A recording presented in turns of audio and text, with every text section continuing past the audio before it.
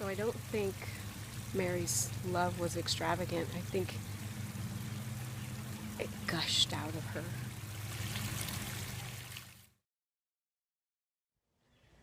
Well, hello. Here I am at the Jackie and Zach wedding preparation headquarters, and Father Carl has asked me to do a video blog on Extravagant Love. And so I was sitting around thinking about it, and it came to me. I am here planning a wedding where two people with great love for one another are making preparations to spend the rest of their lives together. And it dawned on me that all of the people coming have different stories, and all of these stories intersect in one place, at a marriage, a wedding feast. And it started getting me to think about all of the parables and stories that Jesus told, one being the wedding at Cana, the great miracles that he performed there so that the people could celebrate, but also the story that is in the reading today of Mary.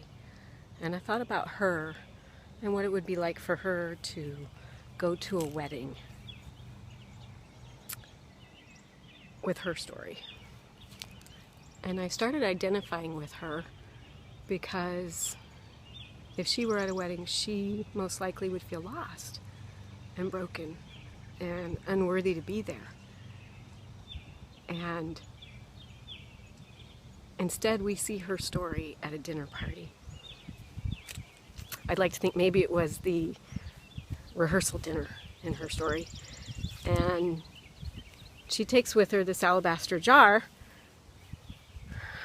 that shows her extravagant love for the person she chooses to spend it on, who is Jesus, who loves her. And I got to thinking that the extravagant love wasn't so much the alabaster jar.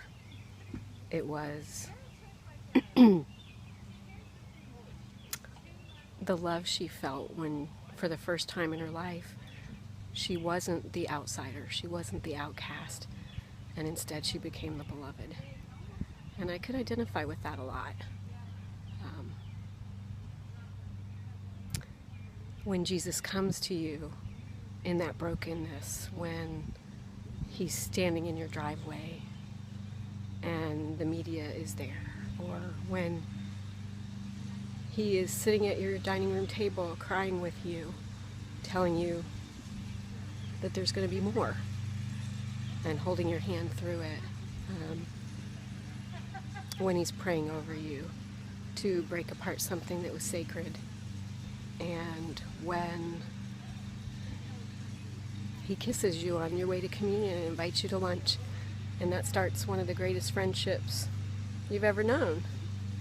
And when he invites you to pizza because he read your blog and he needed to tell you that it's going to be okay, that there's going to be joy again in your life.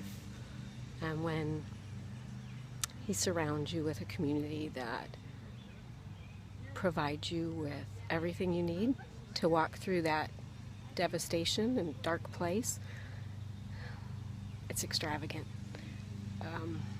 You don't deserve it. You didn't do anything to receive that kind of love. He just kind of saw you and plucked you out and gave you worth. So I don't think Mary's love was extravagant. I think it gushed out of her because there was nothing else she could do. It overflowed from a heart that had been filled with extravagant love by the one who is love. So I'm off to do some more wedding preparations. I hope this helps, and say a prayer for us as we prepare to be witnesses to the joining of two people. Bye.